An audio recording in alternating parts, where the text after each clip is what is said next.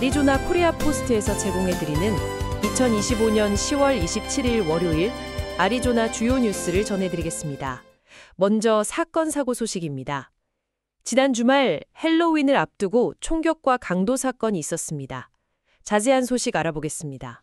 네, 지난 일요일 밤 사이 벨리 지역 헬로윈 파티 두 곳에서 총 3명이 총에 맞았습니다. 부상자 중 1명은 청소년입니다. 먼저 피닉스 서부 지역인데요.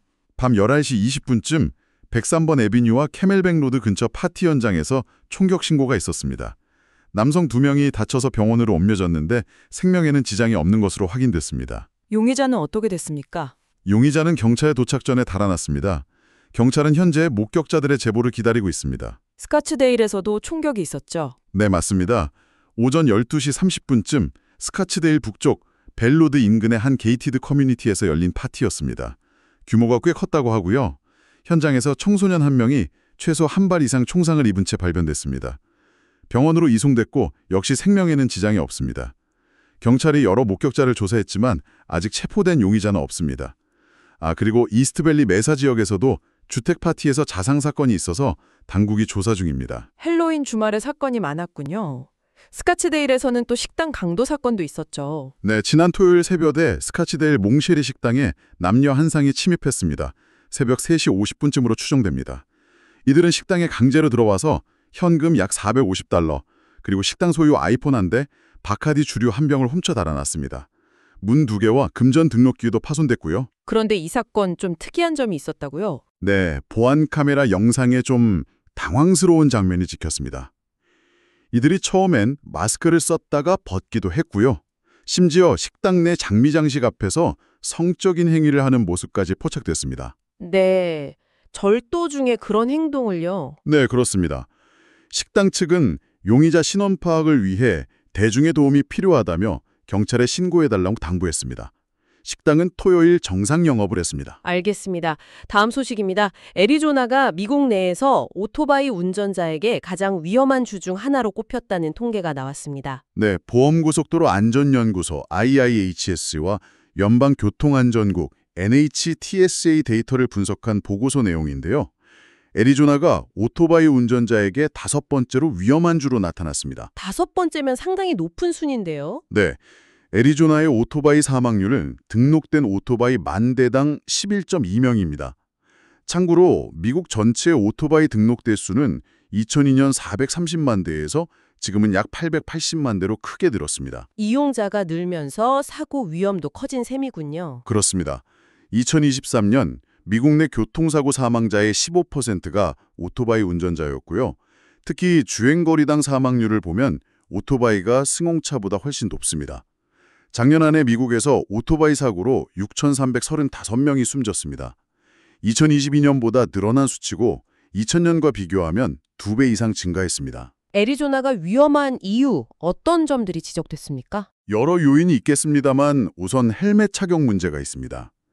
헬멧은 사망률을 크게 낮추지만 애리조나는 성인 운전자에게 헬멧 착용 의무가 없습니다. 또 열악한 도로 환경도 원인으로 꼽혔습니다. 2023년 오토바이 사망사고의 절반 이상이 고속도로 외 주요 도로에서 발생했습니다. 행동적인 요인도 있는데요.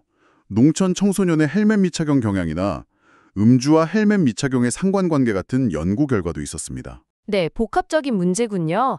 안전운전에 각별한 주의가 필요해 보입니다.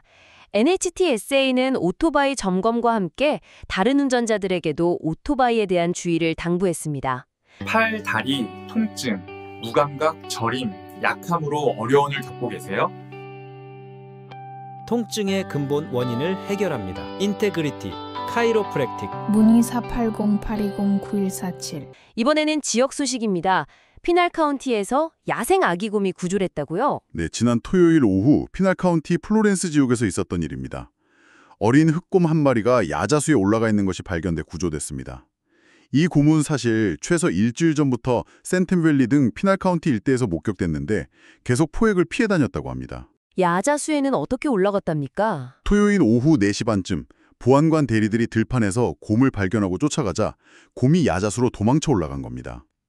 결국 애리조나 게임 NPC 직원이 마취총을 사용했고 퀸크릭 소방대원들이 나무 아래서 안전하게 받아냈습니다. 다행이네요. 곰은 괜찮고요. 네, 구조된 아기 곰에게는 테드라는 이름도 붙여줬다고 하고요. 건강 상태 확인 후에 원래 서식지인 북부 애리조나로 돌려보낼 예정입니다. 어미곰의 행방은 확인되지 않았습니다. 무사히 서식지로 돌아가길 바랍니다. 다음은 교육계 소식입니다. 애리조나 주립대학교 ASU가 새 의과대학 설립에 박차를 가하고 있습니다. 네, ASU의 신설의과대학이 위학교육연락위원회 LCMO로부터 예비 인가를 받았습니다. 이게 중요한 단계인데요. 이로써 2026년 8월 첫 입학생 모집을 시작할 수 있게 됐습니다. 세계 기부금 소식도 함께 있었죠. 네, 그렇습니다. ASU 동문인 존 슈펠트 박사가 수억 달러 규모, 그러니까 구자릿수 기부금을 약정했습니다. 이는 ASU 역사상 두 번째로 큰 규모의 기부입니다. 슈펠트 박사는 응급의학 전문의이자 여러 헬스케어 기업을 설립한 인물입니다. 그래서 의대의 이름도 바뀌는 거죠? 네, 그의 기부를 기려서 의과대학의 공식 명칭이 존 슈펠트 의학 및 의료공학 대학으로 결정됐습니다.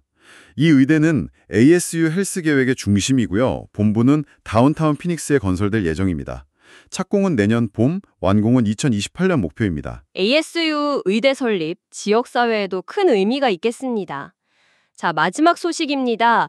연방정부 셧다운 가능성이 제기되면서 저소득층 식품 지원 프로그램 스냅 수혜자들이 불안해하고 있습니다. 네, 만약 연방정부 셧다운이 현실화돼서 11월까지 이어진다면 애리조나 주민 약 100만 명이 11월 1일부터 스냅 혜택을 받지 못할 수도 있는 상황입니다. 100만 명이면 정말 많은 주민들에게 영향이 가겠군요. 네, 그래서 비영리 단체들의 우려가 큽니다. 스냅 신청을 돕는 와일드파이어 측은 스냅이 중단되면 푸드뱅크만으로는 수요를 감당하기 어려울 거라고 말했습니다. 스냅이 지원 효과가 그만큼 크다는 거죠. 또 다른 단체 피너클 프리벤션 역시 수혜자들이 굶주릴 것을 가장 우려하며 현재로서는 손실을 메울 방법이 없다고 밝혔습니다. 주 정부 차원의 움직임은 어떻습니까? 크리스 메이스 애리조나 법무장관이 다른 22개 주 법무장관들과 함께 연방농무부 USDA에 11월 지원금 중단 가능성에 대한 명확한 계획을 요구했습니다. USDA는 앞서 주정부가 자체 예산으로 선지급해도 상환받지 못할 것이라고 통보한 바 있어 불확실성이 큰 상황입니다. 애리조나 경제보장부 AGTES는 만약 혜택 지급이 중단되더라도 신청서 접수 같은 행정 업무는 계속할 것이라고 밝혔습니다. 네, 셧다운 현실화 여부와 그 파장에 계속 주목해야겠습니다. 이상으로 뉴스를 마칩니다. 전기 시공 수리는 전문가에게 맡기세요. 전기 시공 수리 및 상담 제이슨 리 714-673-1993